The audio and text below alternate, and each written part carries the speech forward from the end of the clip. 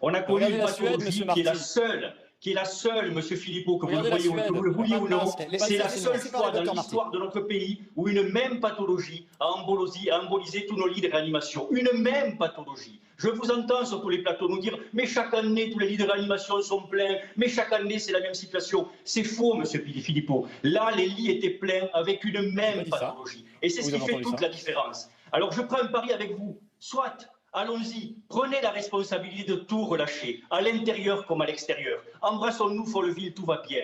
Et si ça repart, c'est vous qui porterez la responsabilité de cela. Mais moi, en tant que médecin, j'ai vu mes consoeurs et mes confrères mourir, monsieur Philippot. J'en ai vu 200 partir. J'ai eu les familles au téléphone. Encore, il y a 15 jours, j'avais la famille du docteur Loupiac, qui n'a pas pu se protéger et qui en est mort à cause de l'aérosol. Alors quand je vois des politiques comme vous, qui font du clientélisme, il n'y a pas d'autre mot, qui font du clientélisme en nous disant « cette pathologie n'est pas grave, on peut se relâcher », excusez-moi, mais ça me fout la gerbe.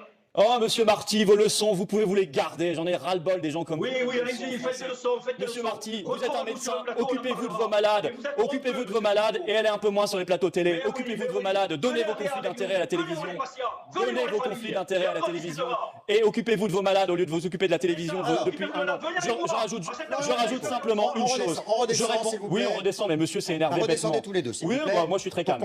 Mais monsieur me fait rire parce que on a entendu des martyrs comme ça au Texas. On a entendu des martyrs comme ça en Suède promettre l'apocalypse. Vous choisissez vos exemples. À chaque fois, peut-être qu'au Texas ça s'est bien passé, au Brésil ça s'est pas bien passé. À chaque fois, ces gens-là se sont plantés. Ils terrorisent les Français. Ils ne disent jamais leurs conflits d'intérêts. Ils passent leur vie sur les plateaux de télé. Ils feraient mieux de s'occuper de ces malades. Mais je pense que le docteur Marty s'occupe très bien de ces malades. Oui, j'espère. Et pour le reste, je vous signale que cette affaire, moi les médecins c'est bien, mais la crise qu'on traverse, elle est beaucoup plus que médicale. C'est une crise de la démocratie, c'est une crise des libertés, c'est une crise économique, c'est une crise culturelle, c'est une crise pour les jeunes, c'est une crise pour les vieux. Sylvain Maillard, on va s'intéresser à ce que justement disent les Français qui vivent cette crise. Donc les Khmer blancs comme ça, j'en ai ras le bol.